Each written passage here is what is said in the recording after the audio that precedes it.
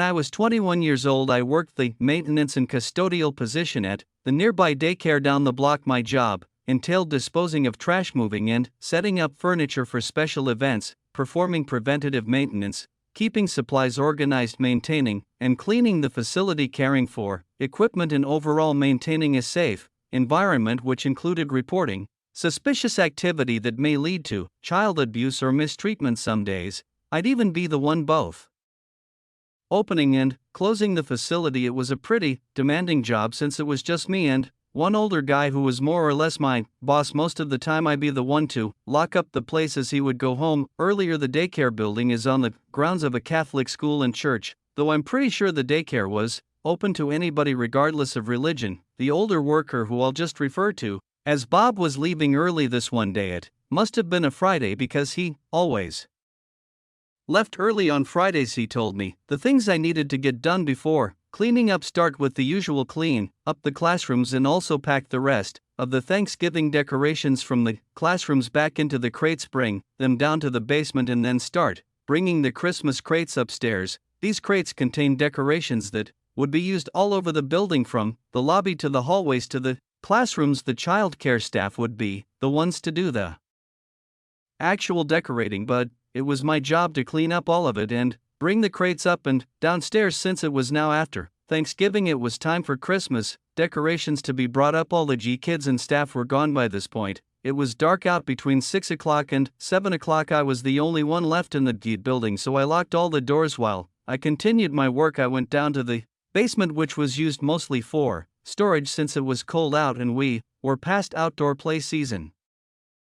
All the outdoor toys that were usually in the courtyard play area were downstairs in the basement. This included, but wasn't limited to, plastic slides and those toy cars that kids would move themselves in with their feet. The basement consisted of a hallway which passed the boiler room and the hot water heaters, and at the end of the hallway was the storage room. This room always had a creepy vibe to it, mostly because of the lighting or lack thereof. There was no direct overhead lighting down there. It was just two sketchy dim lights in the corners, and then the small light from the hallway. The basement's ceiling also wasn't high. I had to slightly crouch to avoid hitting my head in certain spots. It was like a hybrid of a basement and a crawl space, but then again, I'm 63, so to shorter people this wasn't an issue. The basement had a bunch of small windows that would make it decently bright down there during the daytime, but obviously at this point it was dark, so I would use a flashlight. I brought the Thanksgiving containers down one by one, putting them near to the front of the basement just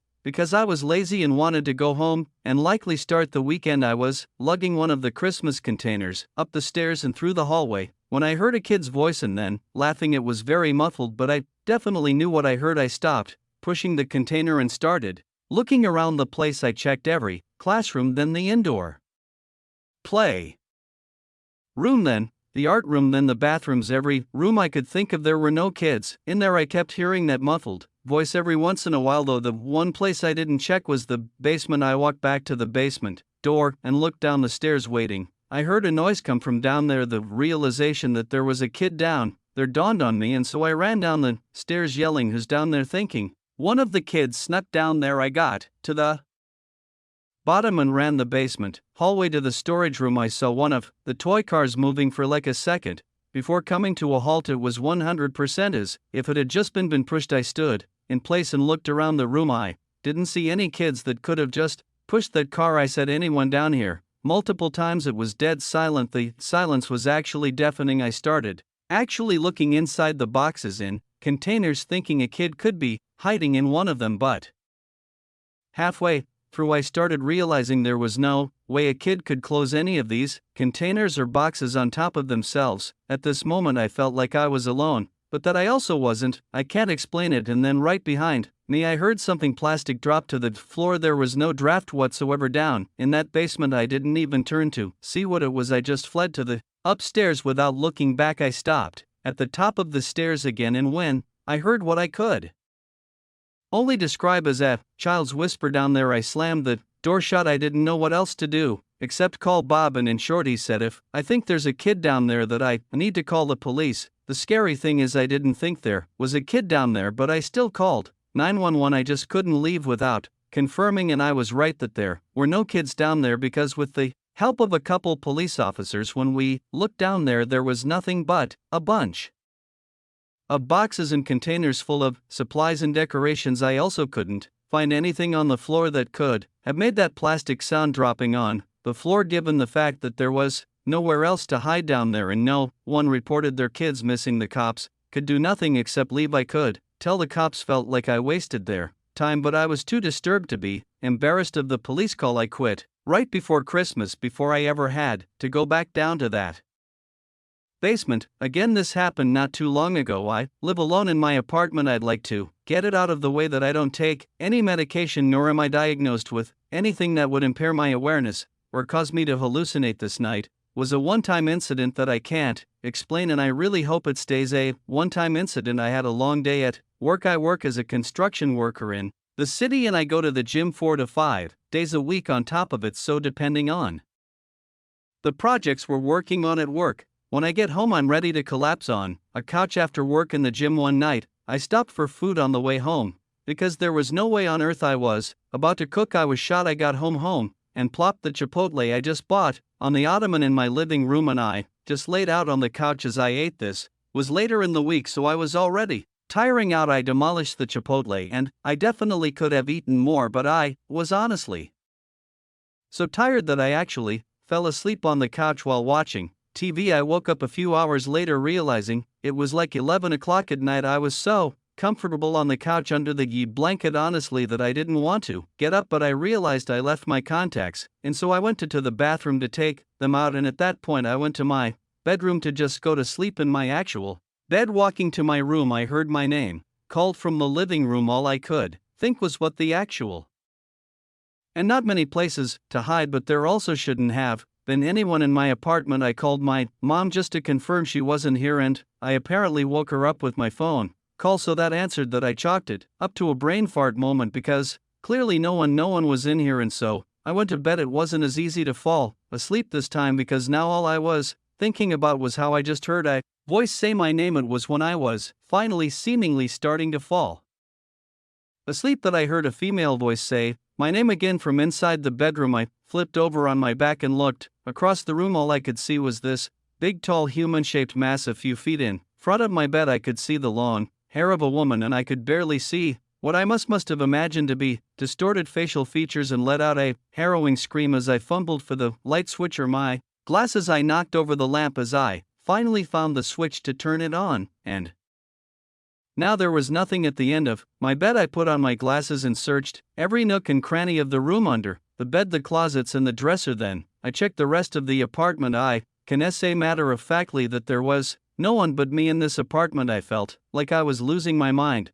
The only way I managed to go to sleep that night in that apartment was convincing myself I had hallucinated these things because of my lack of sleep, or overworking myself. When I tell people about this, I downplay it, saying, yeah, I hallucinated this one time. I don't go into detail about how real it all was, because then some people get doubtful or think I was on drugs. It was without a doubt the scariest, most surreal moment of my life. Hallucination or not, I'm 27 years old, living with my brother James in a house we share. Never had anything severely strange or abnormal happen to me in my life, but there was this one week that I experienced this strange series of events. It started on what I thought would be a normal night, like any other. I was in the kitchen, washing the dishes before getting ready for bed. Suddenly a plastic cup came crashing to the floor, and the sound of it made me jump and spin around from the sink. I saw the blue plastic cup bounce a few times, then fall dead on the floor. This was one of the cups that sits up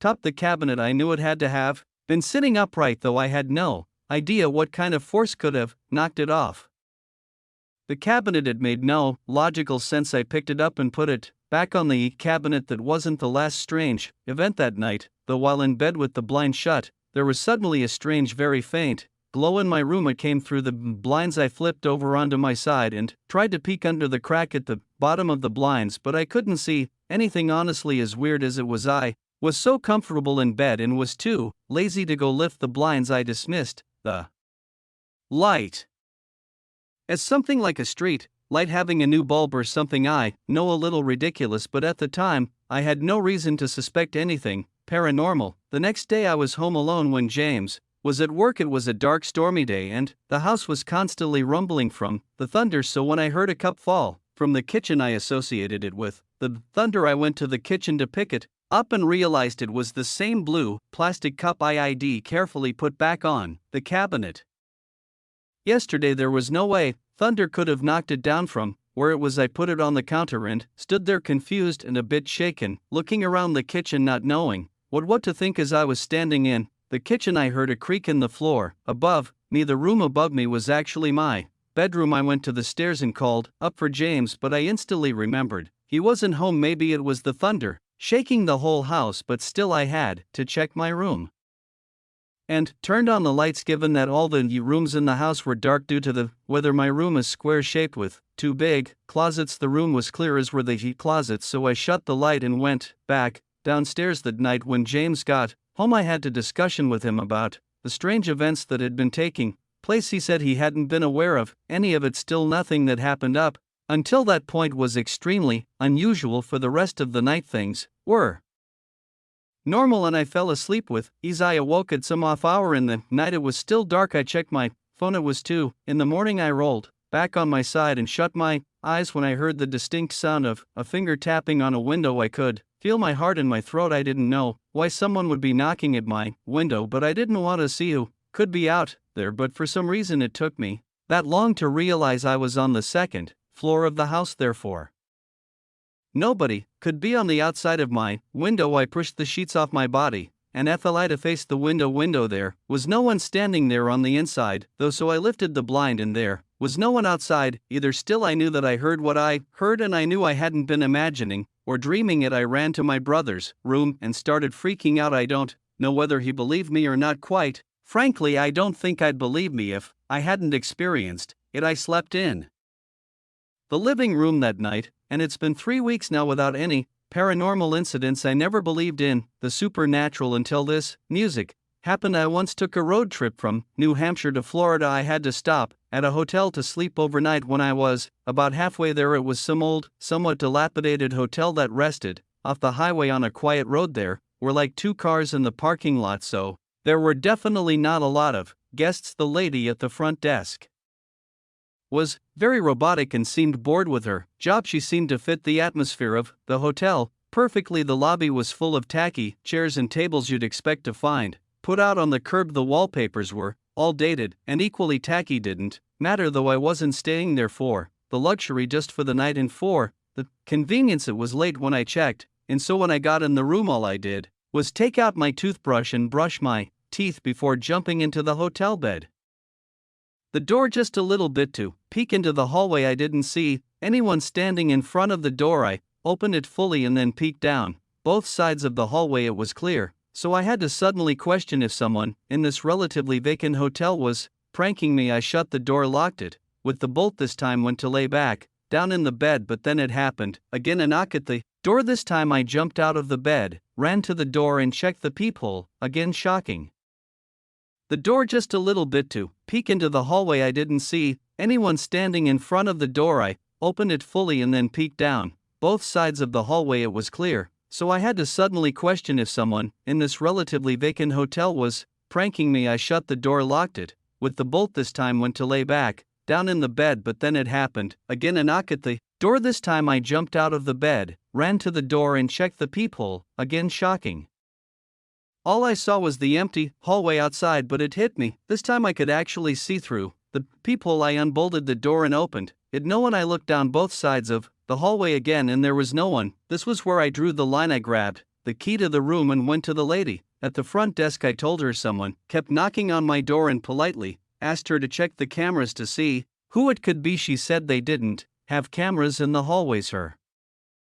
All I saw was the empty hallway outside, but it hit me. This time I could actually see through the peephole. I unbolted the door and opened it. No one. I looked down both sides of the hallway again, and there was no one. This was where I drew the line. I grabbed the key to the room and went to the lady at the front desk. I told her someone kept knocking on my door and politely asked her to check the cameras to see who it could be. She said they didn't have cameras in the hallways. Her reaction also wasn't what I was hoping, for she seemed very calm and disconcerted with what I told her. She said in a calm voice there was only one other guest in the whole building. Then she just stared blankly at me. I'm not sure how she thought her response properly acknowledged my concern or what she expected me to say, but I could tell she wouldn't be of any help with the matter, so I left her and went back to my room. I locked the door with the bolt again. This time I put on my headphones and put on one of those 10-hour sleep relaxation videos on YouTube. This would not only help me get to sleep but block out any possible future sounds from whoever was deciding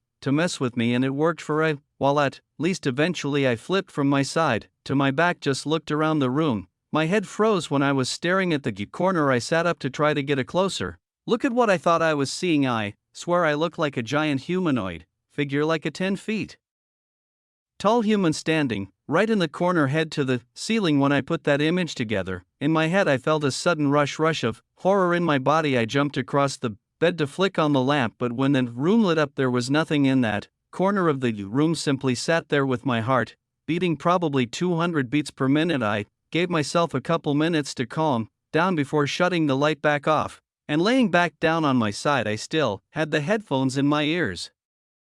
The relaxation video had helped calm me down a little bit. I didn't last even 2 minutes without sitting back up and examining the room again, however, and there it was in the corner, what looked to be a 10-foot tall humanoid figure. I crawled to the edge of the bed to get as close a look as I could before practically underscore myself. I saw what I was sure was a long arm at the side moving. I dove to turn on the lamp again, and the corner was empty again. I didn't stick around that time. I packed up my few things in a matter of seconds and left the room. I gave the key to the woman and said I'm checking out early. She didn't even say a word as I stormed out that front door of the hotel. I continued driving until I found another hotel where I fell fast asleep with no supernatural music disturbances. As a kid, I had a bedroom on the first floor. Money was a little tight, and our mom was taking care of 4 kids. I was the youngest, so I had the little room. My room was next to the living room, a small square room with wood flooring. There were 2 big vents in the floor in this room and 2 opposite corners, and also 2 vents in the ceiling. My bed took up half the room. Like I said, it was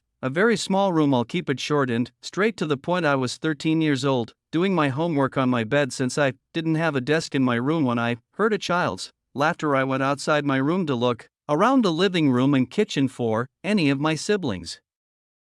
Everyone seemed to be upstairs, though usually in these kinds of stories you hear people say they just chalk these kinds of things up to their imagination, but that's stupid. I definitely heard that laughter. There's no way I imagined something so clear. I continued my homework, but with one ear perked up, listening for any other suspicious sounds. Eventually enough time passed that I was able to move past it. In fact, it seems it was just about when I was able to get over it that I heard it again, a child's laughter, or more so giggling I should say. This time it went on longer. It wasn't coming from outside my room, it was somewhere in the room. I figured one of my brothers were hiding from me. I followed the sound of the laughter strangely to the corner of my room. Then I looked down at the vent on the floor. It was coming from inside the vent. I got down on my knees and pressed my ear up to the vent. There was no more giggling at this point, though. When there was a silence for a few seconds, I lifted my ear from the vent and then put my eyes up to the vent to get a peek inside. It took me a second to realize I was staring at a pair of eyes looking